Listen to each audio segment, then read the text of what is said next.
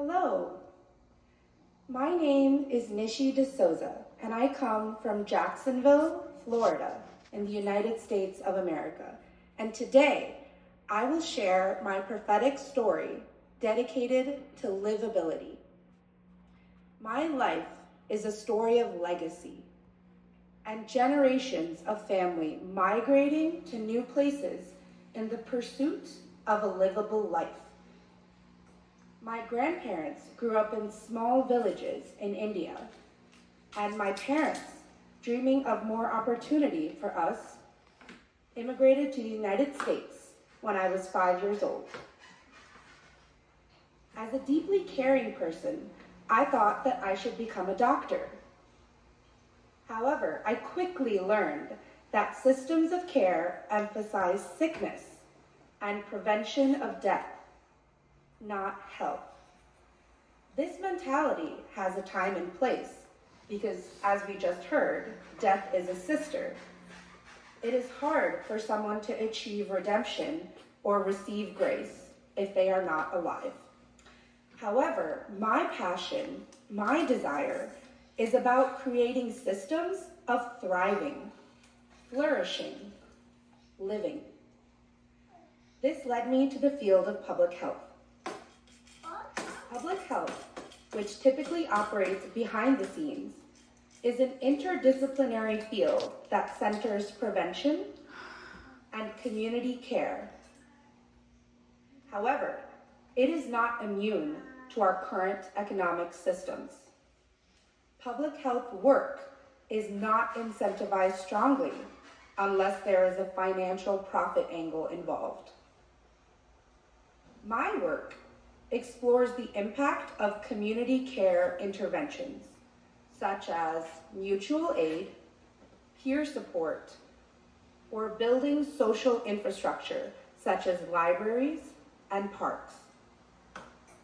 I study how to efficiently implement and sustain these interventions, how to convene teams of people working across sectors to make these visions a reality, and how to leverage research methods to estimate the resulting health, social, and economic benefits. These place-based interventions increase livability, however, typically not for all. For those of you that have heard the common adage of health is wealth, the reciprocal is often insidiously ignored. We live in a society where wealth is health. The good and livable neighborhoods are highly sought after because they are rife with community amenities and free of health hazards. In this pursuit of a livable life, we often turn a blind eye to people living in those less desirable neighborhoods. But what would their journeys look like if we intentionally created healthy places for them? Individuals who were formerly incarcerated, those battling substance addiction, severe mental illness, experiencing homelessness. The one thing these groups have in common is that they are frequently discarded by our economic systems. They are directly and indirectly told that their journeys, their lives, and their spirits do not matter. My work aims to support these individuals, many of whom go on, recover from these conditions, and go on to be peer leaders, paying it forward in ways that are unimaginable and often unpredictable. My work involves community-driven, place-based interventions centering dignity and empathy, designed to strengthen assets and meet the needs of these populations. Friends, this work, this goal, is not aligned with profit. There is no profit angle. It's not incentivized by our current economic systems. It isn't flashy or glamorous or ingenious. It's not things like robotics or artificial intelligence, as Pope Leo mentioned in his surprise message yesterday. It's community.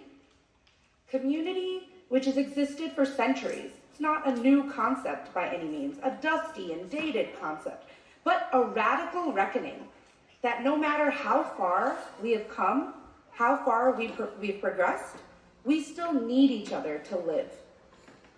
As a researcher, I identify how to bring people together, united by the place they live and the place they love, to work together for the goal of livability. This work represents the engagement of a distinct sector, a perhaps unexplored avenue of how public health can be leveraged to support the needed collaboration of sectors to create this new economy. This moment, I am struck by how unique and diverse the work we all are doing is, but also what we have in common. Wandering through the EoF Fair, I witnessed so much wonderful, life-affirming work, and I encourage all of you to keep in mind public health and how to engage this distinct sector. This moment, being in community with all of you, discerning how we can collectively build a people-centered economy. This is perhaps a moment that I have only dreamed of, the fruition of investment of my parents and grandparents, and the legacy of all of the previous generations of my family. This moment, a culmination in many ways, is also only the beginning. So, I would like to leave you all with a question. How will you work to support livability, to support the new economy that we are already building? Thank you.